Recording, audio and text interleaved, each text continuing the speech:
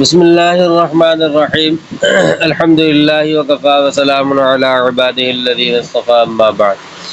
باب ما ينبغي ان يقال في الرکوع والسجود۔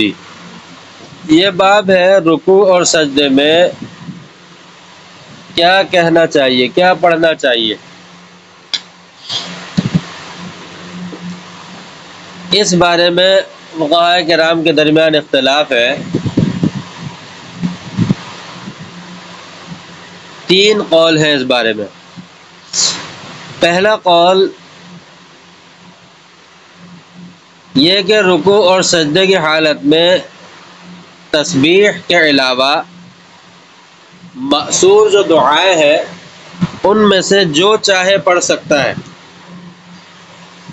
پہلا قول جو ہے کیا ہے کہ رکوع اور سجدے کی حالت میں ان کی جو تسبیحات ہیں ان کے علاوہ آدمی معصور دعاؤں میں سے جو دعا چاہے پڑھ سکتا ہے۔ یہ قول حضرت امام شافعی، امام احمد بن حنبل اور امام اسحاق کا ہے۔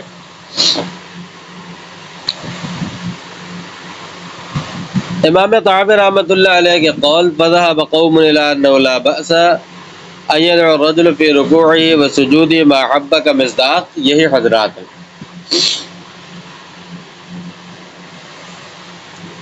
ان کی دلیل کیا ہے؟ حضرت علی رضی اللہ تعالی عنہ کی حدیث ہے جو پہلی حدیث آ رہی ہے۔ قال كان رسول الله صلی اللہ علیہ وسلم يقول وهو راكع اللهم لك ركعت وبك آمنت ولك أسلمت وأنت ربي خشع لك سمعي وبصري ومخي وعظمي وعصبي لله رب العالمين وَيَقُولُ فِي سُجُودِهِ۔ فرماتے ہیں کہ آپ صلی اللہ علیہ وسلم رکوع میں یہ کہا کرتے تھے جب کہ اللہ میں نے آپ کے لیے رکوع کیا، آپ پر ایمان لایا، آپ کے تابعداری کی، آپ میرے رب ہیں، آپ کے لیے میں نے اپنی سماعت کو بھی جھکایا، اپنی نظروں کو بھی، اپنی ذہن کو بھی، مغز کو بھی، عظمی ہڈی کو، عصبی ہر چیز کو جھکایا آپ کے للہ رب العالمین، رب العالمین کے لیے۔ وَيَقُولُ فِي سُجُودِهِ، اور سجدے میں فرمایا کرتے تھے اللہم لک سجدت ولک اسلمت وانت ربی سجد وجہی للذی خلقہ وشق سمعہ وبصرہ تبارک اللہ احسن الخالقین، کہ اللہ میں نے آپ کے لیے سجدہ کیا، آپ پر آپ کی تابعداری کی، آپ میرے رب ہیں، اپنے چہرے کو میں نے رکھا، جھکایا اس کے لیے جس نے اس کو پیدا کیا، وشق سمعہ وبصرہ، اور اس کے کان اور آنکھیں وہ بنائی، تبارک اللہ احسن الخالقین، سب سے اچھا جو پیدا کرنے والا ہے اس کی برکت حاصل کرتے ہوئے۔ دوسری دلیل حضرت عائشہ صدیقہ رضی اللہ تعالی عنہ کی جو حدیث ہے آگے، وہ فرماتے ہیں کہ آپ صلی اللہ علیہ وسلم اکثر اپنے رکوع جب کرتے تو یہ فرماتے سبحانک اللہم وبحمدک استغفرک واتوب الیک واغفر لی انک انت التواب۔ اس سے بھی پتہ چلتا ہے کہ تسبیحات کے علاوہ اور پڑھ رہے ہیں۔ تیسری دلیل یہ ہے حضرت ابو ہریرہ رضی اللہ تعالی عنہ کی حدیث آ رہی ہے کہ آپ صلی اللہ علیہ وسلم پڑھتے تھے اللہم اغفر لی ذنبی کلہ دقہ وجلہ اولہ وآخرہ علانیتہ وسرہ۔ فرماتے کہ اس سے پتہ چلتا ہے کہ دوسری یعنی مأثور دعائیں تسبیحات کے علاوہ پڑھ سکتے ہیں۔ ان احادیث سے استدلال کرتے ہیں، سمجھ گئے بات، کہ تسبیحات کے علاوہ اور بھی چیزیں پڑھ سکتے ہیں لیکن مأثور دعائیں پڑھنا جائز۔ چوتھی دلیل ان کی حضرت ابو ہریرہ رضی اللہ تعالیٰ کی حدیث ہے کہ آپ صلی اللہ علیہ وسلم فرمایا کہ اقرب ما یکون العبد الی اللہ عز وجل وهو ساجدا فاکثر الدعاء، انسان اللہ تعالیٰ کے زیادہ قریب جو ہے وہ سجدے کی حالت میں ہوتا ہے، تو لہذا اس میں تم خوب کثرت سے دعا مانگو، اس میں تم خوب کثرت سے دعا مانگو۔ فرماتے ہیں کہ اس سے پتہ چلتا ہے کہ اور دعائیں پڑھنا یہ جائز ہے تسبیحات کے علاوہ۔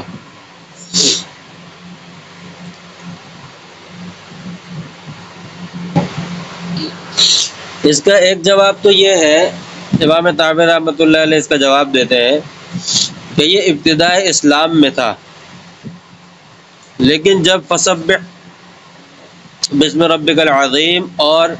سبح اسم ربک الاعلی یہ آیات نازل ہوئی تو پھر یہ سب منسوخ ہو گئی۔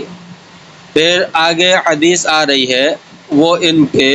منسوخ ہونے کا وجہ عقبہ رضی اللہ تعالیٰ کی حدیث ہے۔ تو منسوخ روایات سے استدلال درست نہیں ہے، منسوخ روایات سے استدلال درست نہیں۔ اور دوسرا جواب یہ ہے کہ یہ جو ہے یہ فرضوں کے بارے میں نہیں ہے، یہ جو ہے یہ فرضوں کے بارے میں نہیں ہے، یہ نوافل کے بارے میں ہے، جبکہ احناف جو ہے وہ صرف فرض نمازوں میں ان تسبیحات یعنی جو مقررہ تسبیحات جو ہے رکوع میں سبحان ربی العظیم اور سجدے میں سبحان ربی الاعلی صرف فرض نمازوں میں فرماتے ہیں احناف کے، ان کے علاوہ دوسری دعاؤں کو پڑھنا جائز نہیں ہے۔ تو یہ دوسرا جواب یہ ہو سکتا ہے کہ یہ فرض نمازوں کے بارے میں نہیں ہے، یہ نفلی نمازیں جو جن میں آیا دوسری دعائیں پڑھنا، یہ نفلی دعائیں نفلی نمازیں۔ دوسرا قول وہ یہ ہے کہ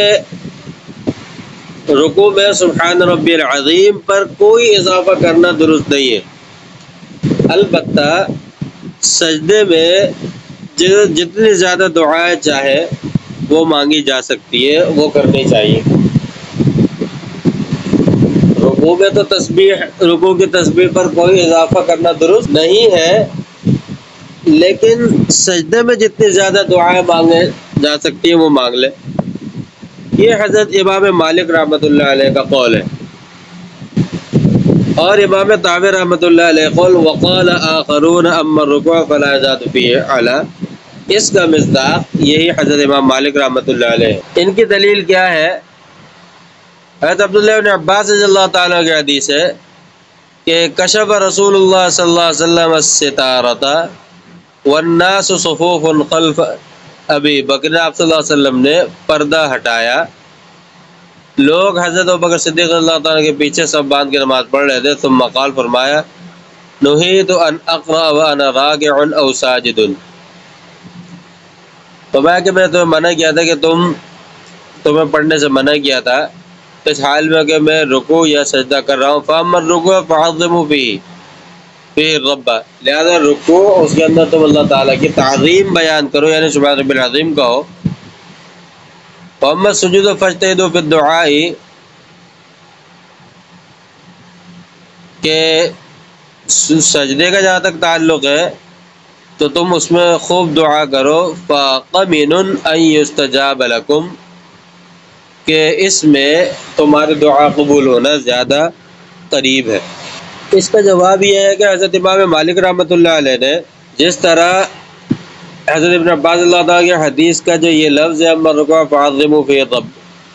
اس کو ماقبل کی تمام روایات کے لیے رکوع کے معاملے میں ناسخ قرار دیا ہے، اسی طرح یہ احتمال بھی ہے کہ اسی حدیث میں اما السجود فاجتہدوا فی الدعاء یہ آپ صلی اللہ علیہ وسلم نے سبح اسم ربک الاعلی کے نزول سے پہلے فرمایا ہو، سبح اسم ربک الاعلی کے نزول سے پہلے فرمایا ہو، اس کا حکم بھی منسوخ ہو گیا ہو، اور جب احتمال آ جائے تو استدلال باطل ہو جاتا ہے، اذا جاء الاحتمال بطل الاستدلال، استدلال باطل ہو جاتا ہے، لہذا اس حدیث سے استدلال درست نہیں۔ اس کا جواب یہ ہے کہ جس طرح حضرت امام مالک رحمۃ اللہ علیہ نے اس حدیث کے جو لفظ اما الرکوع فعظموا فی الرب، اس کو رکوع میں جو دعائیں پڑھنے کی حدیث تھی ان حدیثوں کے لیے منسوخ معنی ہے، ما قبل کی تمام روایت کے لیے کیا منسوخ معنی ہے۔ اسی طرح یہ بھی ممکن اس کے اندر احتمال پیدا ہو گیا کہ اما السجود فاجتہدوا فی الدعاء، یہ جو بات فرمائی ہے یہ تلقین سبح اسم ربک الاعلی کے نزول سے پہلے کی ہو، سبح اسم ربک الاعلی جب نازل ہوئی تو اس کو بھی منع کر دیا گیا۔ تو اذا جاء الاحتمال بطل الاستدلال، جب احتمال پیدا ہو گیا تو استدلال باطل ہو گیا۔ تیسرا قول احناف کا ہے، احناف فرماتے ہیں کہ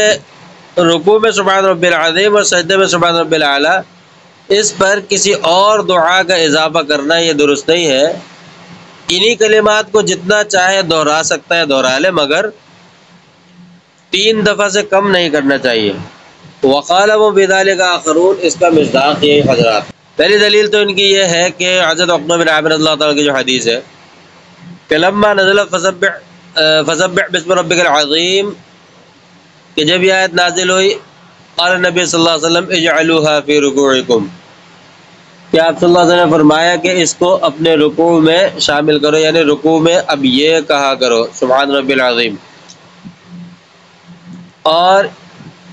ولما نزل سبح اسم ربک الاعلی، جب سبح اسم ربک الاعلی نازل ہوئی تو قال نبی صلی اللہ علیہ وسلم اجعلوها فی سجودکم، آپ صلی اللہ علیہ وسلم نے فرمایا کہ اس کو اپنے سجدوں میں پڑھا کرو، یعنی سجدوں میں اب یہ پڑھا کرو۔ دوسری دلیل کیا ہے؟ حضرت حذیفہ رضی اللہ تعالیٰ عنہ کی حدیث ہے کہ کان رسول اللہ صلی اللہ علیہ وسلم یقول فی رکوع سبحان رب العظیم 3 وفی سجود سبحان رب الاعلی 3، کہ آپ صلی اللہ علیہ وسلم رکوع میں سبحان رب العظیم 3 مرتبہ اور سجدے میں سبحان رب الاعلی 3 مرتبہ فرمایا کرتے تھے۔ ان دونوں احادیث کے مطابق آپ صلی اللہ علیہ وسلم کے فرمان اور عمل، یعنی قول اور عمل دونوں کے اعتبار سے یہ پتہ چلتا ہے کہ رکوع میں صرف سبحان رب العظیم کہنا ہے اور سجدے میں صرف سبحان ربی الاعلی کہنا ہے۔ ان سے پتہ چلتا ہے کہ مقررہ تسبیحات سے ان میں اضافہ کرنا درست نہیں ہے۔ تیسری دلیل جو ہے وہ امام طحاوی رحمۃ اللہ علیہ کی نظر ہے، فرماتے نماز کے ہر حصے میں آپ صلی اللہ علیہ وسلم کی طرف سے مخصوص ذکر متعین ہے، جیسے افتتاح میں تکبیر، اختتام میں تسلیم، ایک رکن سے دوسرے رکن کی طرف منتقل ہونے کے دوران تکبیر، اور قعود قاعدے میں تشہد، یہ متعین ہے۔ اور ان میں قاعدہ یہ ہے کہ متعین ذکر کے علاوہ اور کوئی چیز پڑھنا صحیح نہیں۔